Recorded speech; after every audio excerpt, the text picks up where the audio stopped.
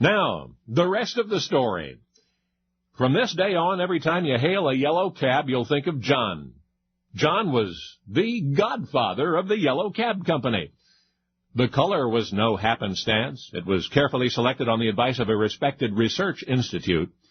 Optimum visibility was one consideration. Also, John wanted a color to which you would react positively, and which might even be recognized someday as the taxicab color.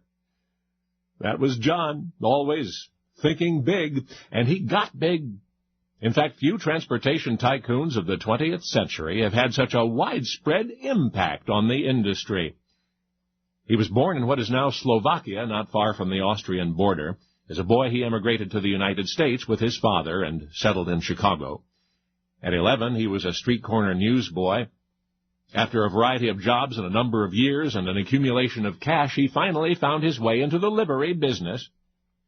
The taxicabs already in use were Keatons, Thomas Flyers, Cadillacs, about 12 different makes, but imagining the need for uniformity and for a vehicle that could withstand the rigors of taxi service, John ordered the design of a special car for his purpose, and the Yellow Cab Company was born in 1915. And its success was no mere matter of car or color. Until then, taxi drivers hadn't the best reputation.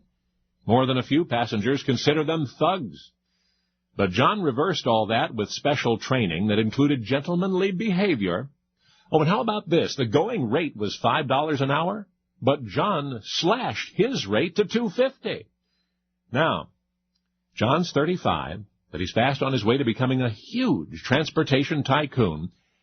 In fact, look, I have here a list of corporate mergers, a businessman's bibliography of wheeling and dealing, and in each of the cited enterprises, one name arises, and it's John's. And then there is one more business in which John was involved, a semi-hobby franchise which John tried for less than 24 months and then discarded. But you know what? It's the one you're going to remember every time you hear his name. It had been started by a man named Jacobs in Chicago in 1918, but was going no place.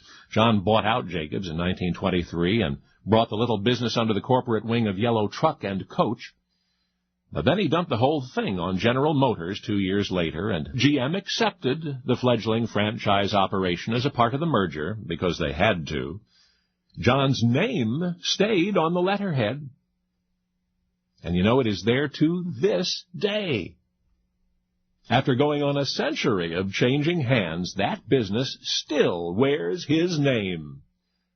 But for that one comparatively insignificant sideline, John's multi-million-dollar enterprises might have earned him only anonymity. But instead, his name is inscribed in black on gold most everywhere you look. Of all his businesses, this was the little one he let get away. You probably never knew John as godfather of the Yellow Cab Company.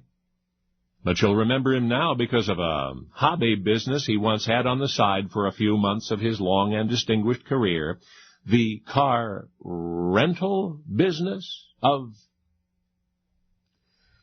Why, he was John David Hertz. Only now, you know the rest of the story.